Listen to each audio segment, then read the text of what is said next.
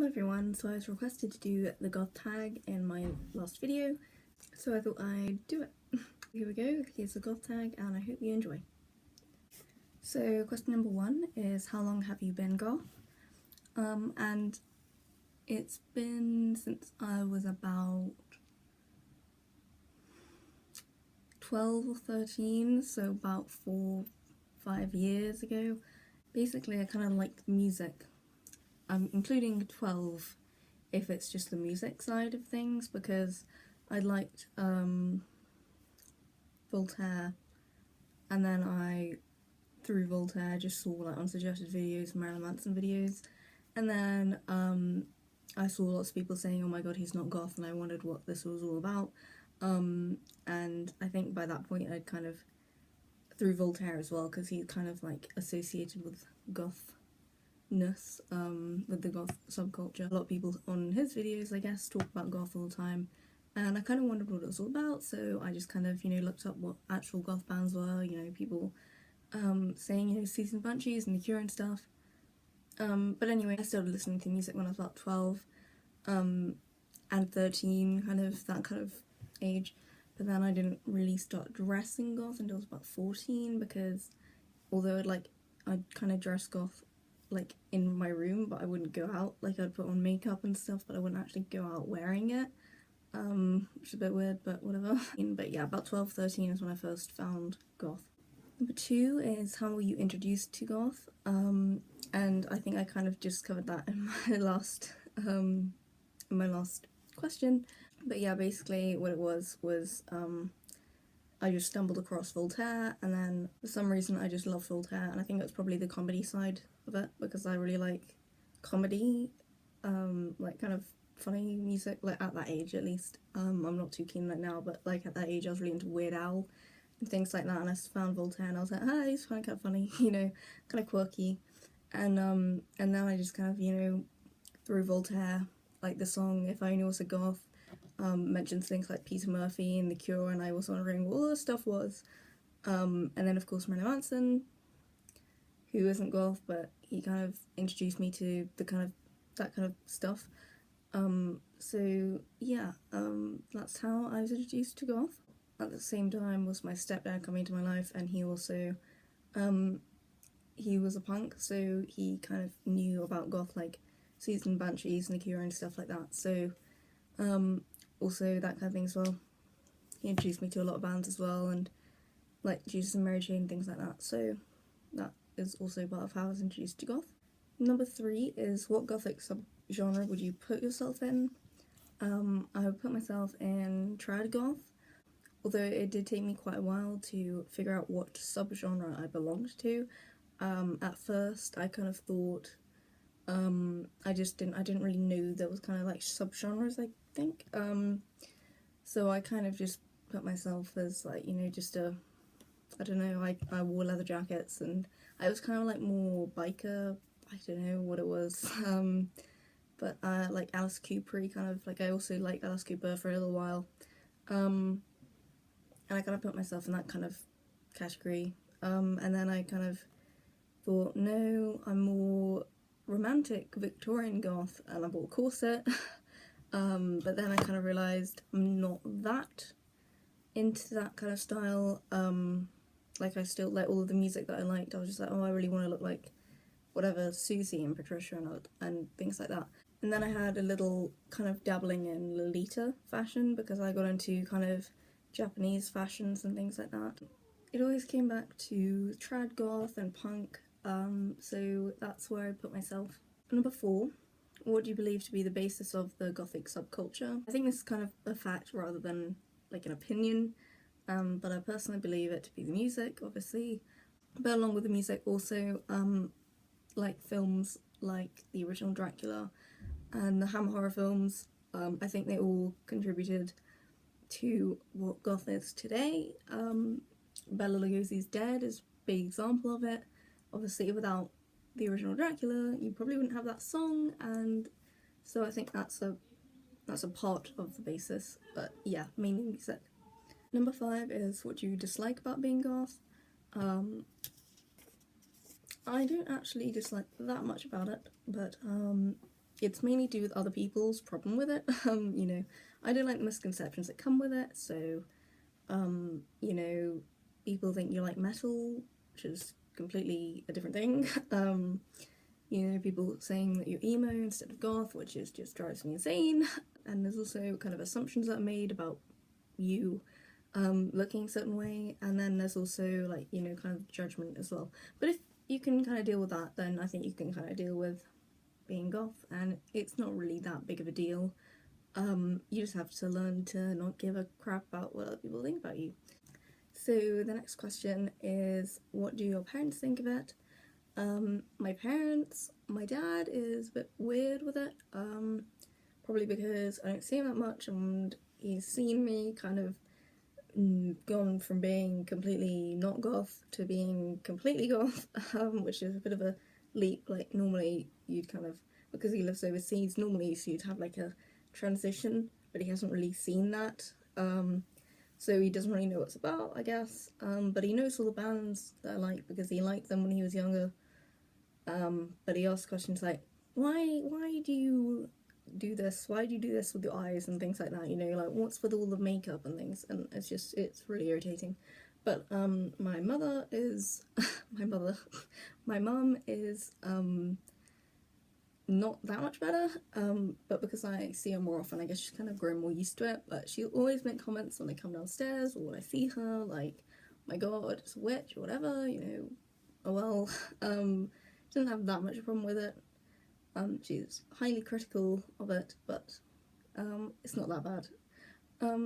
And my stepdad is not, you know, a birth parent or anything but like that, but I see him more than my dad. But yeah, he embraced it, I guess. He thinks it's really cool, obviously because he was a punk, I guess, but he does make fun of me, you know, kind of in a nice way, I suppose. But yeah, so it's not really that big of a deal. Like, they've never really stopped me from doing anything, but yeah, they have a bit of a problem with it, but it's not really that much of an issue. So number 7 is eyebrows or no eyebrows, and I think it's a bit of a weird question because I don't really give a shit what other people do with eyebrows. With my own eyebrows, they are real, but I do draw over them a lot, because I've plucked them to death so much. Like, well, before plucking them, they kind of naturally are really, really bushy. Like, naturally they're more thick than Cara Delevingne's kind of lashes, eyebrows, and they're really black anyway, so I have to fill them in because they're quite gappy kind of and really thin now. But I would like to get rid of them, but I don't know that I would have the time to draw them on every day.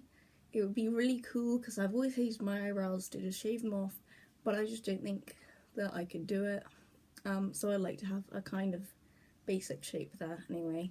But yeah, number 8, what is your favourite band? I like quite a few bands, and I have to say The Damned, because, like, no matter how much I like other bands, there's always a few of their songs that I don't quite like. Like, I like them, but, well, I don't know. Sometimes there are songs that I just don't like by certain bands. But I've got to say, with The Damned, every album I like, and I pretty much know every song on every album, apart from the weird Not of This Earth thing. Like, no one knows what that was about anyway. But yeah, there are pretty much every damn song I like, and yeah, like, I hardly have that with any other bands. So although I really like, say, Susan the Banshees and The Cure and the Jesus and Mary Chain, and I don't know, countless other bands as well, like The Clash and Bauhaus and Sisters of Mercy, nothing comes close to the amount of songs and that I like by The Damned, and just something clicks. Like, I don't know, like, I guess if you have a favourite band, you'll kind of know what I mean. Just when you see them, you just kind of it just perks you up, and just your day feels a bit better. And I don't know, it's just, they're my favourite band. So number 9, what is your opinion of Marilyn Manson? I'm quite thankful to him, because without him I would not be goth. Not only that, but my whole views have been shaped by like music I kind of listen to. Like before I never really thought about things, but because of the music that I listen to I'm constantly thinking about stuff. But yeah, Marilyn Manson started my kind of like liking music kind of. I mean, before him came Kate Bush and Voltaire, but through him I found all of these other bands, which I would not have found otherwise, and obviously he introduced me to goth kind of. So yes, although I don't think that he is goth, I think he's really good for kind of introducing people to goth, and obviously if you like him then you can be curious about what goth actually is and, you know, get educated on it, and I think that's really good. So yeah, and number 10 is, what were your Babybat days like? They were pretty cringy, I suppose. For example, I kind of thought I should draw away from everyone else, so I kind of spent about a year really being quite weird towards other people, and I didn't talk to anyone really, because I thought that was a cool thing to do. I thought that was kind of like what goths did, like they were weird loners, I suppose. I kind of knew like, oh, they're not all like that, but I thought, oh, I better do that. I don't know why. But yeah, I did have some interesting outfits, I suppose. I'll put some pictures of me from there, but a lot of the photos from me in my Babybat days were on my old Instagram and on my old Facebook, and I deleted those, so these are just things that I've managed to salvage from my computer.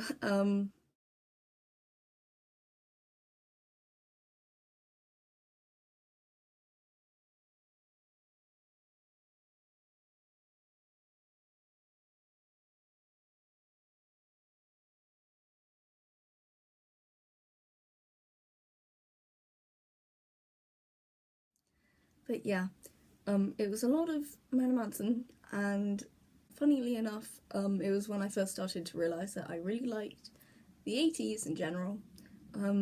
So I was a huge fan of Dave Bowie, and I know he's kind of 70s, 80s, 90s, kind of, he was always there, but, and Ant-Man and things like that, I was quite obsessed with in my Babybat days, especially Ant-Man and Dave Bowie, I don't know why. I didn't actually dress that goth in my I can't say Babybat. Babybat. Okay. In my Babybat days, I wasn't actually that goth. Like, I remember my favourite outfit was like this grey jumper sweater, if you're American, well, with like this cross in sequins on it. I picked all the sequins off it. So the thing is that when I was first becoming goth and in my Babybat days, the high street was kind of having this kind of goth revival thing, which they occasionally have every few years. So they had a lot of like crosses on stuff and kind of all this tacky gothy kind of stuff, which is I would never wear now.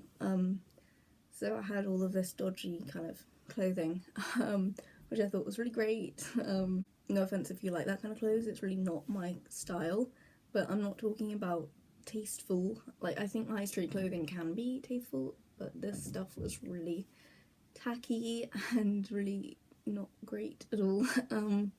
So I have some interesting clothes which I've since gotten rid of from then, but yeah, so a lot of my fashion choices were a bit weird because of this kind of revival, so it was a bit weird. But yeah, with my Babybat days I'm not really that proud of. I think I could have handled them a bit better, but yeah, I was a bit weird. So so that's all the questions, and I hope you enjoyed the video. Like it if you enjoyed it, and subscribe if you want more. I don't know how this works, but basically if I had to tag anyone, it's just basically whoever's watching, and if you want to do it then go ahead and do it. So there you go. Thanks for watching, guys. Bye!